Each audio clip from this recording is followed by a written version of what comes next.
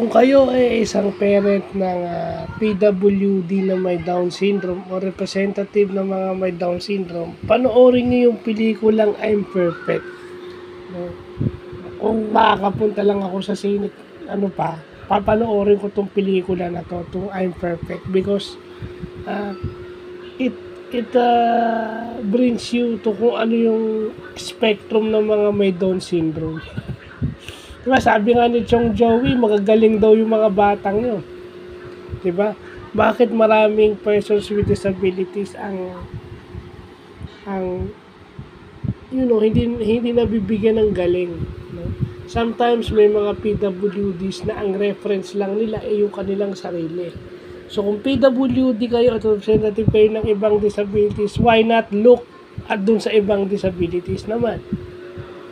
Kasi nung bata ako, ang kasama ko para lang ako matutong magsulat mga persons with Down syndrome. At kaya rin ako na-inspire mag-basketball dahil sila nakita ko naglalaro.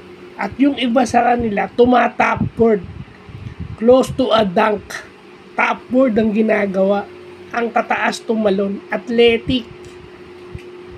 At yung laro nila, parang laro ng typical na basketball player. Yung galaw nila, even their jump shot, their shooting are parang laro ng normal na nagba-basketball. No? So kung kayo PWD officer, dapat panoorin nyo to. Ako, panakita ako ng trailer nito mamaya or yun.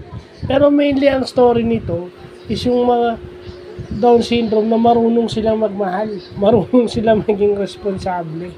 Kaya panakahanap ako ng time, papanoorin ko to. Kung makakahanap ako by January or February ng full nito, panonoorin ko talaga nito sa YouTube. O kahit yung paputol-putol, papanoorin ko talaga yan unti-unti. Para matutunan ko pa sila lalo. Well, yun na nga yun di ba? Kung PWD officer kayo nung pinanonood nyo, yung mga usual na pinanonood nyo, imbis na matuto kayo sa trabaho, kasi trabaho nyo yun officer kayo. May bayad o wala, it's still your job. Paano kung may member kayo at mayroon kayong kalugar o kabarangay na parent ng may Down syndrome? Paano nyo maiintindihan yun kung hindi nyo panonoorin itong pelikula na to? Nakapokus lang kayo dun sa sarili nyong disability. Diba?